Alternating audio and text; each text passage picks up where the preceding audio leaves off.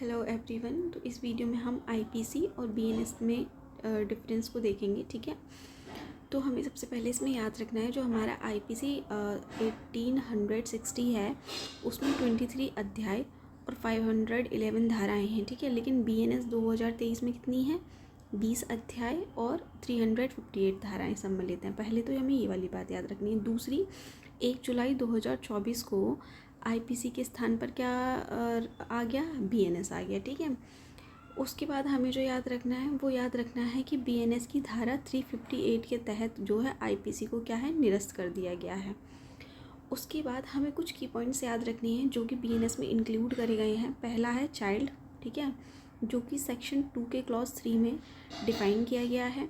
दूसरा है organised crime, ठीक है, ये सेक्शन 111 में संगठित अपराध और धारा 112 में छोटे संगठित अपराध को के लिए प्रावधान किए गए। देखिए, जो ऑर्गेनाइज्ड क्राइम है वो सेक्शन 111 में और जो पेटी ऑर्गेनाइज्ड क्राइम है उन्हें सेक्शन 112 में बताया गया है। तीसरा है हमारा आतंकवादी कृत्य, ये सेक्शन 113 में बताए गए हैं। ठीक है, इसमें लिखा भी हुआ है कि धारा 113 में आतंकवादी कार्यों को परिभाषित करने के साथ दंडनीय बनाया गया है। ठीक है, अब याद रखना है छल से यौन संबंध, धारा 69 के तहत किसी के साथ धोखा देकर या छल कर लैंगिक संबंध बनाने से अपराध घोषित किया गया है। ठीक है, फिर है हमारा झपटमारी।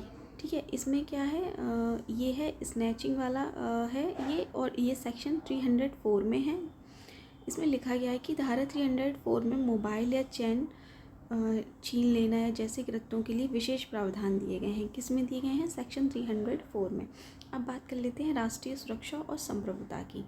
तो इसमें देखते हैं कि भारत की संप्रभुता और अखंडता के बारे में किस में बताया गया है? सेक्शन 152 और धारा 48 में भारत की संप्रभुता, एकता, अखंडता को खतरे में डालने वाले कार्यों को दंडनीय बनाया गया है। ठीक है, फिर है राष्ट्रीय अखंडता पर प्रतिकूल प्रभाव, ये सेक्शन 197 के क्लॉज एडी में है। ठीक है, उन भाषणों या लांछनों को दंडित करती है जो राष्ट्रीय अखंडता के विरुद्ध हो।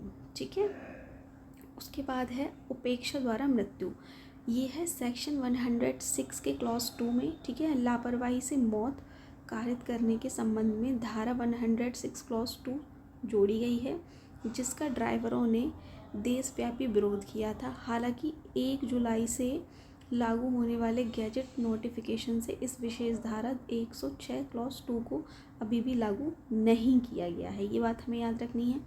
अपराध के लिए बालक का उपयोग, ये बात कही गई है सेक्शन 95 में। ठीक है, सेक्शन 95 के तहत अपराध करने के लिए किसी बालक को भाड़े पर लेना या काम पर रखना भी क्या है, दंडनीय है।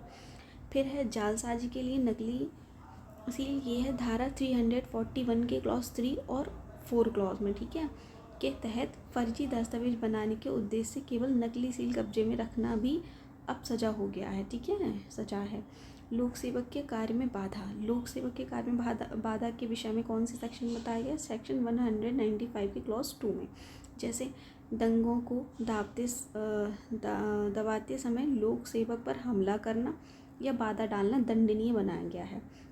तो यही सारे कुछ हमारे बीएनएस और आईपीसी में डिफरेंस थे।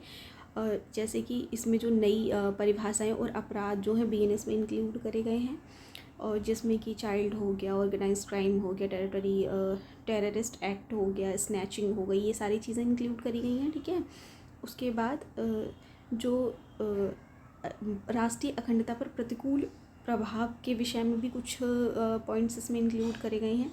तो इस तरीके से लॉन्ग वीडियो बाद में आएगी। अभी के लिए thank you so much for watching this video guys, thank you so much.